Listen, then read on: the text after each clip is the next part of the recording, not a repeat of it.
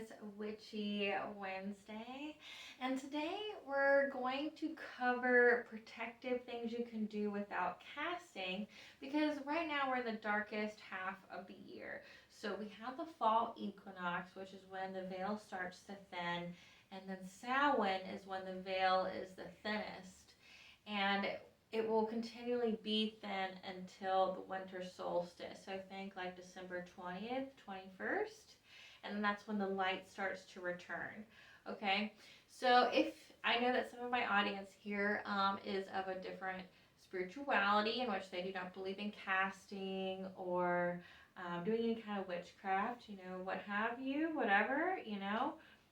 So if you're looking for protection from malevolent and malicious spirits, curses, negativity of any form, evil, what have you, I can give you some things that can provide that protection for this time of the year as well as for the rest of the year. But during this time is when we want to focus on how to protect the home from any kind of spirits. Like I said, it is the darker half. So we do have to worry more about this. So the first thing we're going to cover today is Hackstones. Hackstones, like so, is a stone with a hole through it. I don't know if you can see very clearly. There you go. Okay, so Hackstones, also called fairy stones, Odin stones, holy stones, witch stones, adder stones, hex stones, eye stones, etc., what have you. They, in the earliest records we have of them were in the British Isles, and they have been used for centuries. These are naturally occurring.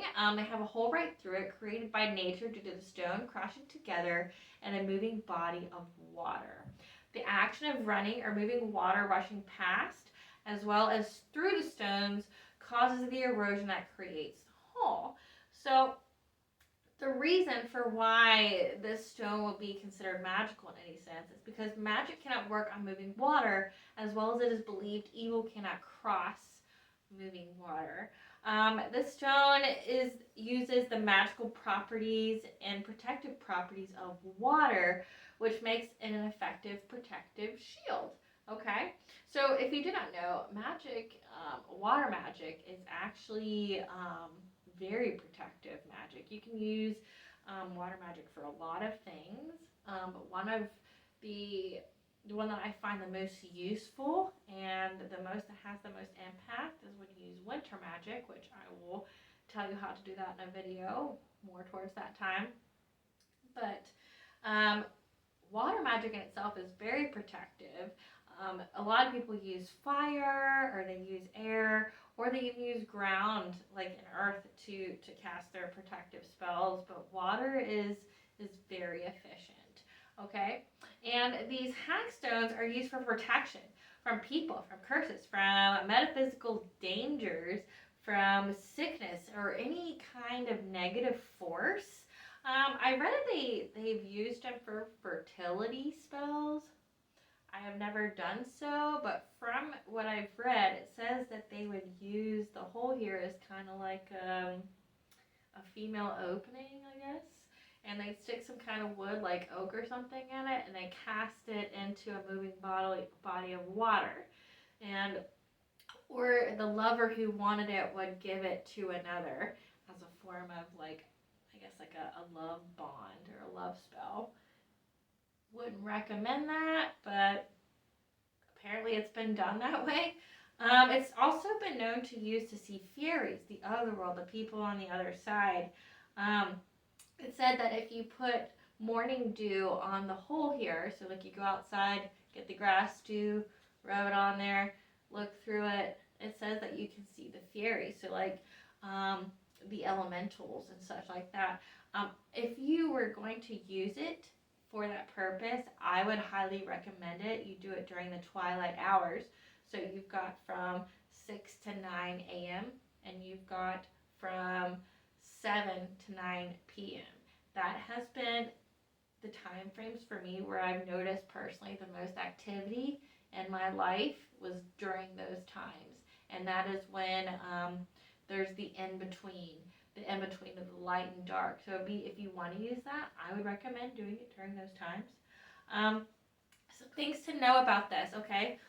You only take one at a time. The stone finds you. It's not something that you buy. It's not something that you can gift it to another person, but it really chooses you. And my own personal opinion, I have not found this in any work of literature when I say this, but based off what I know, who is these are these are from nature, right? It's from nature. It's created by nature. It's protected by natural forces. Who is the personification of nature? The she, the fae. So to find one of these, because the only way you're going to find it is either in woods where they have like a creek or running water, or lakes or beaches, anything like that. That is the only place you're going to find these. And if you do, that to me would mean you are favored by the sheep, because they wouldn't give you a means to protect yourself from them if they didn't. And if you do stuff like that, like if you're going out in the woods, make sure you turn your clothes inside out. Just do that, because you could upset some kind of forest spirit, and if you don't want to get lost in the woods or just like walk around in circles because something's messing with you, turn your jacket or something inside out. That would be something that I'd recommend, just from personal experience. But yeah, so if you get one, what nature gives you, you have to pay back. So if nature gives you a protective gift, it demands something in kind. So, and a personal example of mine would be that when I was looking for one, because I wanted to gift it to a person, it was a person I highly care for, and I wanted to make sure they had something. Well, when we were in the woods, I had the kind of intuitive sense that said I had to leave something to get it, which is a common law, out there. And usually when you trade, the she want food, which is like a spiritual practice in majority of the cultural and spiritual types out there, like all the different religions and stuff. So even Christianity, they talk about giving offering of food. Please watch my video on that about offerings. Like in different cultures and spiritualities, the giving of food, your life sustenance, is how you pay back the divine for your blessings. Well, if the she is choosing to bless you with a form of protection, not only from them, but from anything else that could potentially harm you, you have to give a gift back. So at the time, I didn't have any more food on me, except for this can of soup that I keep in my purse as a means of protection. I'm not super scared of my world or anything. I just know the world that I live in, and the Midwestern area, that's a huge human trafficking area. I'm not going to be stupid or brand new and pretend it doesn't exist. I don't live in fear. I live aware. So I had a can of soup, and I opened it and left it for the stone that it gave me. It gave me a stone, and in turn I could give it to the person that was there with me. They just didn't, have the kind of abilities or anything that I do. So they were with me, but I gave them that stone, but I also had to pay for it. I had to pay for it with something that I had, like for like. They gave me a form of protection. I had to give a form of my own protection to get said gift, And if you do not cherish this, and if you do not treat it with the proper respect, it will get taken from you. That is a very true thing. It will just disappear. It will just disappear from you, and you'll have to ask to be blessed with another one. Yeah, this isn't something that you buy online. You cannot buy these. This is something that has to find you, or it has to find someone who gave it to you. Like, it had to find them to give to you. Like, they had to have the intention of, hey, I need this for this person, and it show up. That's the only way it's going to happen. And I sleep with this by my bed, but they say that people used to hang them up and in front of stalls for livestock, to protect them from the fae. It was also said to it just protects you from evil in general. So having it on you or by you, especially sleeping because you're in the most vulnerable state, that is what we would do. Okay. All right. So now we're going to talk about witches' orbs. That's next. Okay, so we're going to talk about witches' orbs, or other names for it is witch's ball or watcher's ball. These are used for divining things, like you see the future or trying to commune with dead spirits or something, because that's what's supposed to be trapped inside. I don't know anyone who actually does that. I don't have any confirmation bias to support that. But it's mostly used as a protection for the home from evil, mischievous spirits. And depending upon what part of lore you look up, it says it protects you from witches. Because, depending upon what kind of community you grew up in, witches were always evil. They were always just out cursing people and hexing people, just, not being any good. Just as a side note, it will not protect you from witches. Has nothing to do with witches in particular. It's not like Sabrina where we're born not mortal or anything like that. It does protect you against evil and spirits and anything with ill intention or ill will. That's what it does do. It is a hollow glass sphere hung up over windows to ward off ill intention, evil spirits, and ill fortune. It's usually hand-blown glass that these are made from, okay? And how it works. The glass is made from nature, as everybody knows that. The bright colors were said to attract evil, ill intention, misfortune, and attracts them to the orb think like how a moth or bugs are attracted to one of those lit bug zappers. They're like, oh, it's so pretty, and then they touch it and they die. Well, and instead of dying, it literally, as soon as they touch it, it absorbs them into the ball. And once they touch it, they are caught in the webs inside and trapped.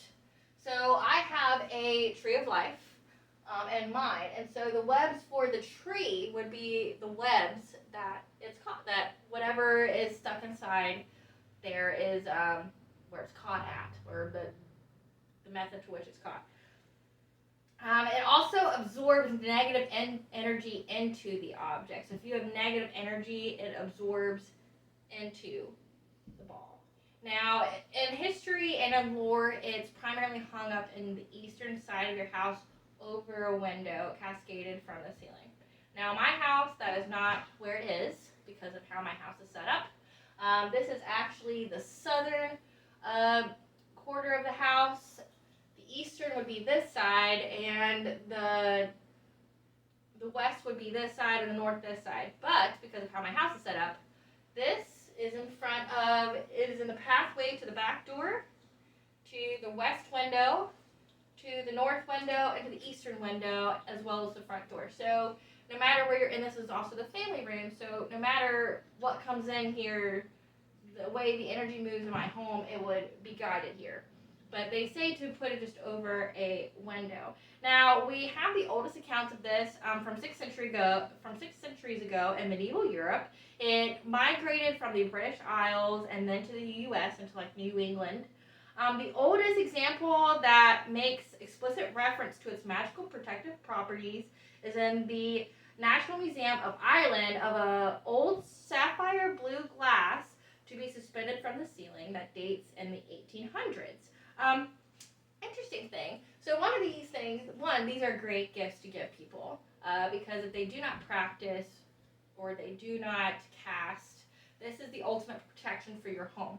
Okay, if it breaks, it's bad luck. You need to cleanse your house. You might have to break your vows of not doing any witchcraft or anything to cleanse your home, but you will need to cleanse it if you have one of these and it breaks, because whatever was trapped inside is now out.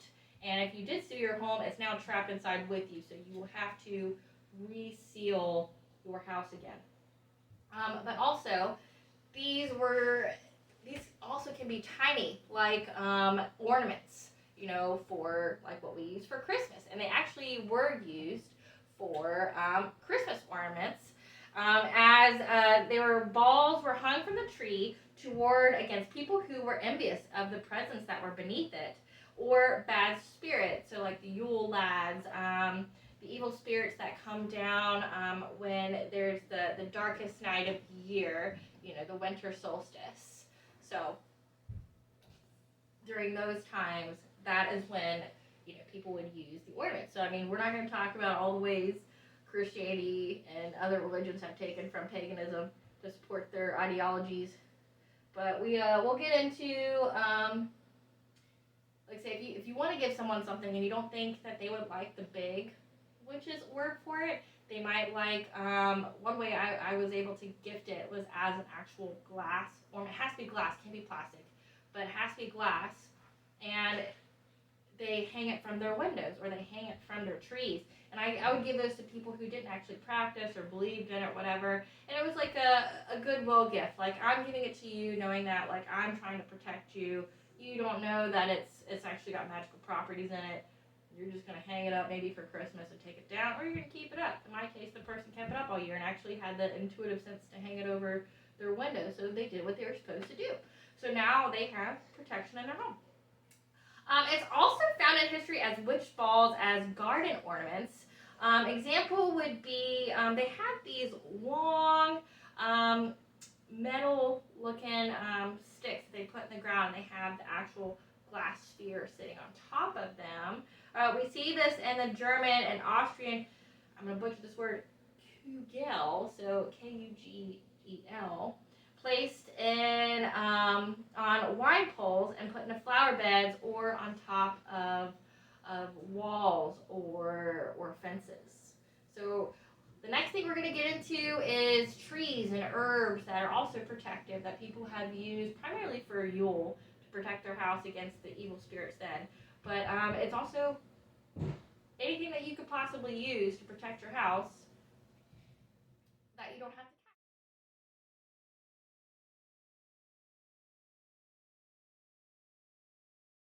Okay, hi guys. So we're going to talk about other things. We just discovered Hackstones and witches' orbs.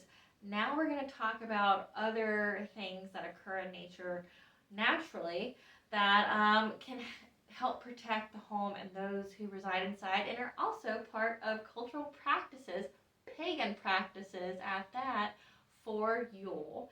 So you got holly. The holly tree is a masculine element used to decorate doors, windows, and fireplaces. The prickliness, so holly, if you don't know, it's that cliche Christmas symbolism that is of you see these leaves, they're pointy, they have the pointy edges, they're green, they have the red berries, okay? Well, it's that prickliness that captures or wards off evil spirits because before they could enter the home. The holly king symbolizes hope, while the red berries represent potency. Another thing is mistletoe. You know, the little thing that you sit underneath of and go, you know that? Yeah, well, that is the female element used during the winter solstice primarily. The green leaves represent fertility of the mother goddess, while the white berries represent the seed of the forest god, or the oak king, as he's known in the Wiccan world. And it's usually hung over doorways for protection. So yeah, there you have it, guys. This is Milena with a Sprout to the Self on this Witchy Wednesday. Just be safe out there.